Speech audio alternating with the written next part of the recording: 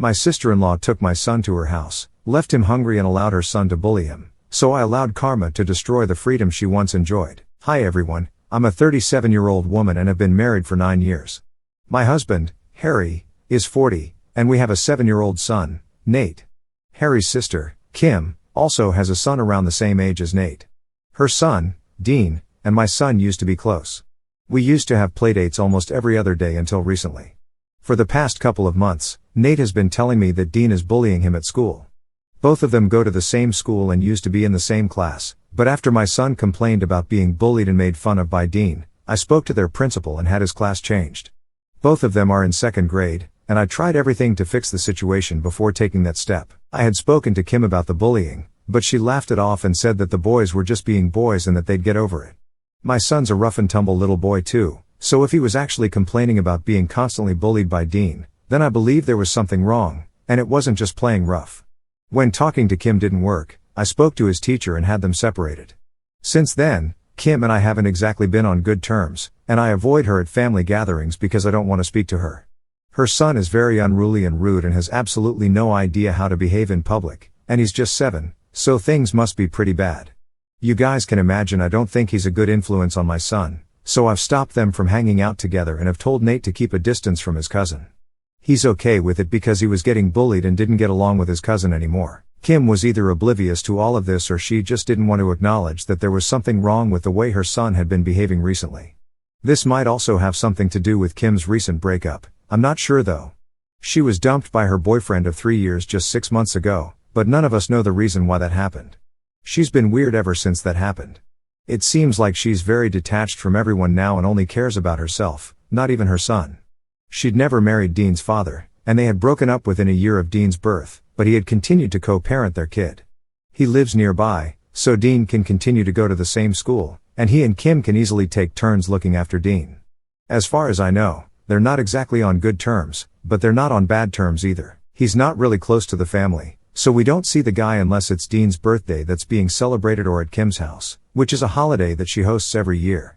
That's the only time we see the guy, and he seems like a nice person who loves his son. At Dean's last birthday, which was 3 months ago, a couple of days before Nate and Dean were separated in school, he seemed very upset with Kim over something, but we didn't know what it was. I did guess that it must have been over Dean since he'd been behaving badly at the party as well, but Kim was acting like there was nothing wrong with the way he'd been acting. I didn't even want to go to that party, and neither did Nate because of Dean's behavior, but my husband insisted, so we did end up going. I didn't want us to fight because of that, and I figured just making an appearance would have been enough, so we did just that and came back home. This way, everyone was happy. A few weeks after that, Nate had his class changed, and after that, Kim and I didn't meet or speak to each other one-on-one. A few days ago, I sent out invitations to a lot of moms from Nate's group because Nate was celebrating his birthday in a couple of days. I did not invite Kim and her son because Nate didn't want Dean to be there, and neither did I, but when Kim found out that I hadn't invited her but a lot of other kids had been invited, she was furious and called me to demand an explanation and to make sure her son got invited. I told her the real reason why her son wasn't invited and didn't mince my words because I thought she'd been letting her son run free and behave in a really awful way. I could understand that she'd just been through a bad breakup, but that was really no excuse to let her son be so undisciplined. Even if she believed it was all right, she could let that behavior remain confined to her own life and household, but I wasn't going to force my son and me to be a part of that. Dean had bullied Nate enough to make him not want to be around him at all, and to me, my son's well-being was more important than maintaining relationships. She was very angry and said a lot of horrible things about me and my son and then hung up. I didn't think much of it because I knew an outburst like this was bound to happen, and it didn't make much of a difference to me if she didn't talk to me over this since we weren't really that close anyway. After she refused to raise her son better, I'd completely cut her off in my head. Out of love for my husband, I'd still tried to have a cordial relationship with her and attended her son's birthday, but it had been 3 months since that, and her son's behavior had only gotten worse. So now, I didn't see any reason for us to force ourselves or our sons to be friends when they so clearly didn't get along with each other. My husband wasn't happy about this when he found out, but he also didn't say anything about it. Nate's birthday is coming up in 4 days, and after that phone call, Kim didn't try to talk to me about the birthday invitation. Then, 2 days ago, I had to attend a wedding, but it was out of town, so I had to stay overnight. After the wedding, my husband told me that he couldn't attend because he was busy with work, and Nate didn't want to go since he would have to skip 1 day of school, which he didn't want to do. So, it was just me attending. It was a 4-hour drive to the location, and the wedding and after party were all wrapped by 11. I called my husband once I got to the hotel to check up on him and Nate, but to my surprise, my husband told me that Nate wasn't there. I didn't understand what he was talking about because it was really late at night, so I obviously expected my son to be at home. I asked him where he was, and he told me that Nate was with Kim, which shocked me because I'd made it very clear that I didn't want her or her son around Nate at all, not because of any personal issues, but mostly because Nate didn't want to be around them. Once I got over the shock, I snapped and asked my husband to get him back home right that instant, but he told me that I was overreacting and that they're just kids, so they could sort it out if they just had one sleepover together. Kim had apparently come by to pick my son up from our house to take him home, and my husband had let her because he thought that it was totally fine just because Kim was family. He believed that Nate had to toughen up and learn how to be friends with his cousin instead of running away like a baby. I hung up on my husband because he was talking crazy and decided to call my parents so they could go over to Kim's house and bring Nate back to their own house, where he'd stay until I came back the next day. I also called the cops, who got CPS involved, and they went along with my parents to bring Nate back home. I don't know what went down there exactly, but what I did find out from my parents later on was that Nate was very upset and had definitely been crying a lot. He'd even refused to have dinner at Kim's house because of some things that Dean had said about me, which he'd undoubtedly heard from his mother. So, she had sent my son to sleep without any dinner. He was glad to be out of there and go home with my parents. I didn't rest until I was sure that he was with my parents, and even then, I was shaking like a leaf because of how overwhelming this experience had been for me. I started my drive back home as soon as my son was safe with my parents, and I told the cops that I wanted to press charges against Kim and my husband. I had to be present in person for that, so I left the hotel at around 11:30 and headed straight to my parents' house. Once I'd seen my son in person and made sure he was okay, I headed over to the police station and pressed charges against both my husband and his sister. They'd been detained for a day but had been released afterwards, and they'd have to stay in the state until the charges against them had been dropped or they were acquitted. I think they'd been let off pretty easily, given the seriousness of what they'd done because, essentially, Kim had taken my child away from his home without my approval, and it was absolutely not okay. Maybe he wasn't physically hurt, but he was emotionally really distressed and didn't even want to go to school today because he thought he'd have to come across Kim or Dean, and that kid would end up bullying him again. There had been a pattern of roughhousing and playing rough, but this was different, and it needed to end. If a 7-year-old is afraid of another kid to the point of being terrified to even see him, then there's certainly something very strange about that. I didn't let my son go to school, and I've decided to file for a divorce and for custody of Nate because I don't think my husband is capable of handling a child if he's willing to put family over his own kid's mental and emotional health. He didn't even apologize to me, but as soon as he got his phone back, he texted me to tell me that what I'd done was really disgusting and that he didn't want to see me because I was not fit to be a mother. He said I'd raised a sensitive girl instead of a son, and he wasn't on board with it. So now, I could either come back to him and raise Nate on his terms, or I'd have to fight him for custody. I didn't even respond to that message, but a couple of hours ago, I received another message from him saying that Kim was in the hospital because of me. Apparently, he said that because of my overreaction the other day, Kim's ex had decided to file for full custody of Dean and had even come by to take him away because he believed that she wasn't capable of raising him anymore. She couldn't even stop him because he'd come with CPS, and since she was already facing charges for what she'd done with Nate, things weren't looking too good for her. So, Dean was removed from her custody. She tried to deal with the situation by having a temper tantrum once they'd left and ended up smashing a lot of things in her house in a fit of rage. One of those things had been her glass coffee table, and when she'd smashed it, it had shattered, and glass shards were all over the floor, which is how she'd injured herself. Now, my husband was blaming me for all of this because my actions had triggered this behavior, and even though I'd known that she was going through a breakup, I'd still called the cops on them for something petty, despite knowing that Kim was unstable right now. He's even called me a homewrecker because I've not only ruined my own marriage, he's also holding me responsible for breaking Kim's family apart, which doesn't make sense because she and her ex were never even married or anything. I don't understand what to think right now. Am I the asshole for reporting my husband and his sister to CPS after he let her take our son to her house to bond with her son, who bullies and scares my son? It was nice to have people on my side because everyone else, apart from my parents, is certainly not on my side right now. Everyone's upset that Kim injured herself, and she even ended up in a rehabilitation center because she had a complete mental breakdown. I don't understand why his family and even some of our friends are blaming me for all of this because, if anything, the violent episode that she had just proves that she's not fit to raise a child, at least not right now. This could have just as easily happened while her son was inside the house with her, and then he would have been in danger as well. So, I probably did everyone a favor, but mostly, people have accused me of overreacting and being too sensitive. I mean, how was I too sensitive? The woman had literally taken my kid away from home, and my husband had let her. He then even tried to act like it was okay, even though he knew how much Nate didn't like to be in the company of his cousin. I only called the cops because my husband refused to care for his son, and obviously, someone had to. The kid's not even 10 yet. There's also the fact that Kim didn't find it necessary to discipline her own child at any point, but because Nate was under stress and was very upset, she thought it would be appropriate to send him to bed without dinner just because he was sad and wanted to go home. Nobody seems to think that there's anything wrong with what she did just because she had a mental breakdown and ended up in the psych ward. It just seems really unfair to me that everyone's blaming me for what she did, even though I had no part to play in it. If she was under so much distress, then she really should have sought professional help earlier, but she didn't, and I don't understand how that's my fault. I didn't intend to create such a chain reaction of bad things to happen to Kim. I was just trying to protect my son.